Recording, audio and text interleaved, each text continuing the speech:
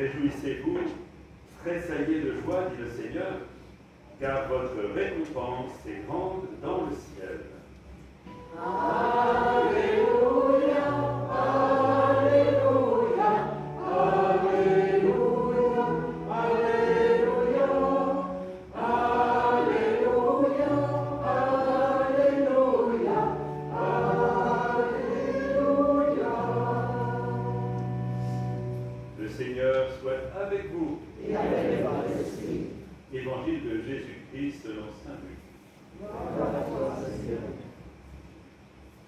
En ce temps-là, Jésus descendit de la montagne avec les 12 et s'arrêta sur un terrain plat. Il y avait là un grand nombre de ses disciples et une grande multitude de gens, venus de toute la Judée, de Jérusalem et du littoral de Tyr et de Sidon. Et Jésus, levant les yeux sur ses disciples, déclara : Heureux vous les pauvres, car le royaume de Dieu est à vous. Heureux vous qui avez faim maintenant, car vous serez rassasiés. Heureux vous qui pleurez maintenant, car vous rirez. Heureux êtes-vous quand les hommes vous haïssent et vous excluent, quand ils insultent et rejettent votre nom comme méprisable à cause du Fils de l'homme. Ce jour-là, réjouissez-vous, tressaillez de joie, car alors votre récompense est grande dans le ciel. C'est ainsi que leur Père traitait les prophètes. Mais quel malheur pour vous, les riches, car vous avez votre consolation. Quel malheur pour vous qui êtes repus maintenant, car vous aurez faim. Quel malheur pour vous qui riez maintenant, car vous serez dans le deuil et vous pleurerez. Quel malheur pour vous lorsque tous les hommes disent du bien de vous. C'est ainsi, en effet, que leur Père traitait les faux prophètes. Acclamons la parole de Dieu. Louange à toi, Seigneur Jésus.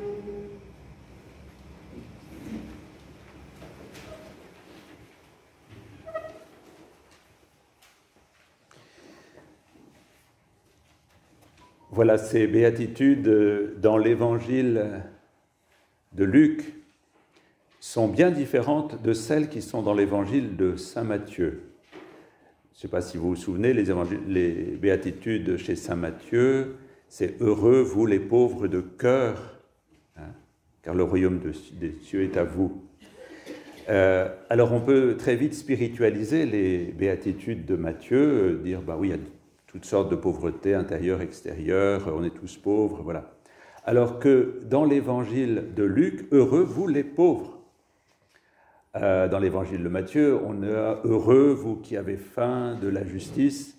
Vous êtes, eh bien ici, c'est heureux vous qui avez faim. Vous voyez, c'est très concret et on peut difficilement, sauf tordre le texte, en faire quelque chose d'uniquement spirituel, un peu désincarné. Voilà, ici, c'est vraiment la pauvreté la plus concrète. Alors, qui sont ces pauvres pour Luc ? On pourrait y revenir après, mais déjà, bien, ce sont tous ceux qui sont exploités, tous ceux qui sont... C'est la veuve, c'est l'orphelin, c'est le salarié maltraité, c'est le travailleur étranger, c'est l'aveugle, l'estropié, c'est toutes ces pauvretés qui sont déjà nommées dans l'Ancien Testament et qui devait protéger tous ces êtres dans l'Orient antique, hein, Israël et tous les pays environnants. Eh bien, c'était le roi qui était censé être le protecteur des pauvres.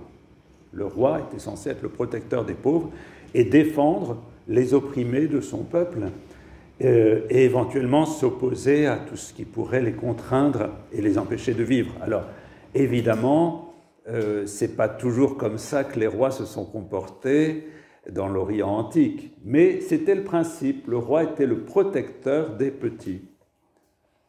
Et pour Israël, eh bien, le roi...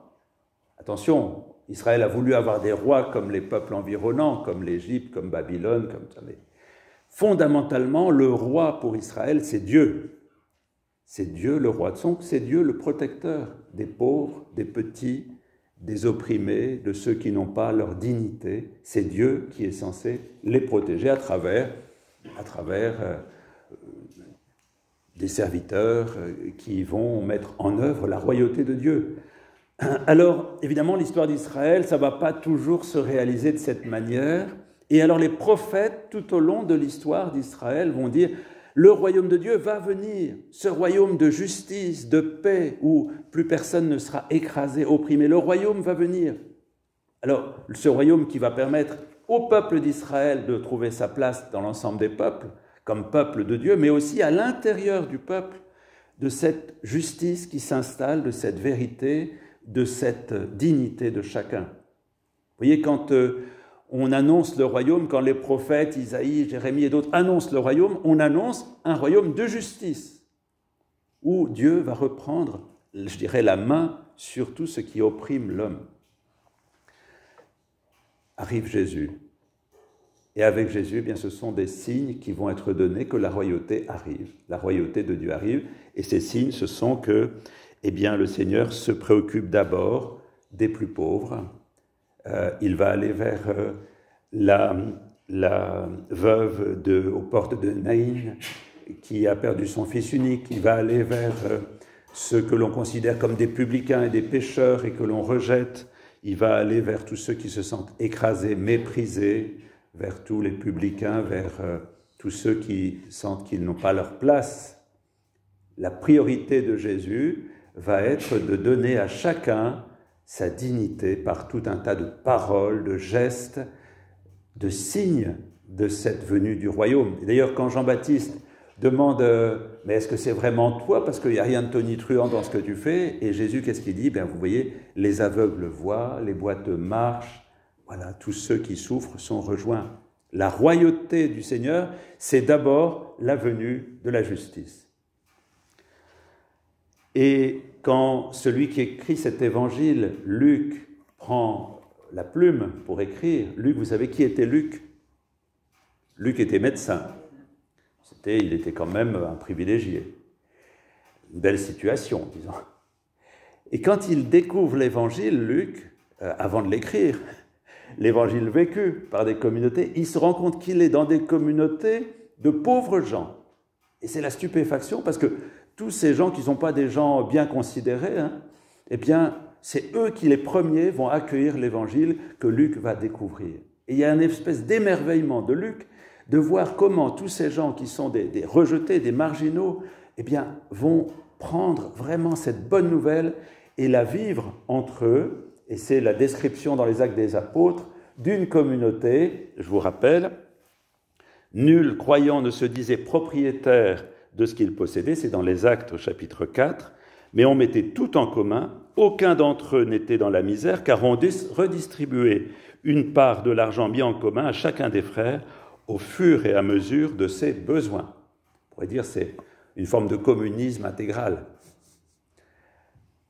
Vous voyez, la première communauté chrétienne, évidemment, ce n'est pas le communisme tel qu'on l'a vécu dans des pays où ça a été une dictature, mais il y a cet esprit de dire, eh bien, on est ensemble une bande de pauvres, mais on est ensemble une bande de solidaires, on est ensemble une bande de frères et de sœurs, et aucun ne peut se sentir rejeté.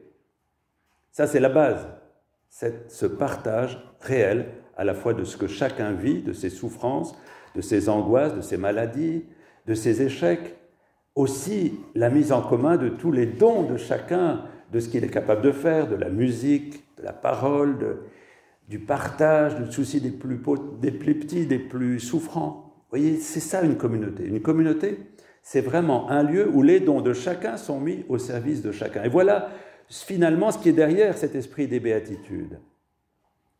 Le royaume, je ne sais pas si vous vous souvenez du jour de votre baptême, peut-être ceux qui ont été baptisés adultes s'en souviennent, mais la plupart on était enfants, mais on a vu des baptêmes. On est prêtre, prophète et roi. Bien roi, qu'est-ce que ça veut dire ? On a cette charge d'établir la royauté du Christ. Et cette royauté du Christ et de Dieu, eh bien, c'est d'établir un monde où il n'y aura personne qui se sentira mis à l'écart. Heureux les pauvres, heureux ceux qui ont faim, heureux ceux qui se sentent aimés nous avons à transmettre cette tendresse de Dieu à chacun et à chacune. Ça suppose qu'on porte les uns sur les autres des regards qui soient des regards de miséricorde, que nous arrivions à nous pardonner, que nous arrivions à nous parler, à dépasser d'éventuels conflits, à avoir le souci de ceux qui sont en difficulté pour telle ou telle raison. Nous avons à établir ce royaume de Dieu. C'est pas pour... Pendant que j'étais bloqué avec le Covid, je me suis un peu distrait en regardant une série ancienne qui s'appelait Jacou le Croquant. Je ne sais pas si ça vous dit quelque chose, mais c'est très ancien, hein, dans les années 60. Et Jacou le Croquant, on a un moment de la prédication qui est faite pour des gens pauvres, hein, et qui étaient sous domination d'un aristocrate, là, le noble du coin. Et alors la prédication, c'est « Vous plaignez pas de souffrir, vous aurez le ciel plus tard ». Vous voyez, c'est terrible. C'est l'inverse de l'esprit des béatitudes, puisque l'esprit des béatitudes, c'est « Heureux maintenant, vous qui êtes pauvres », c'est-à-dire « Heureux vous qui goûtez cette solidarité qui est mise en œuvre par l'Évangile ». Ce n'est pas un bonheur pour après. Le bonheur que nous avons à faire naître maintenant, eh bien, prendra son amplitude totale, sa plénitude au ciel, c'est-à-dire dans cette proximité totale les uns des autres que nous vivrons en Dieu un jour.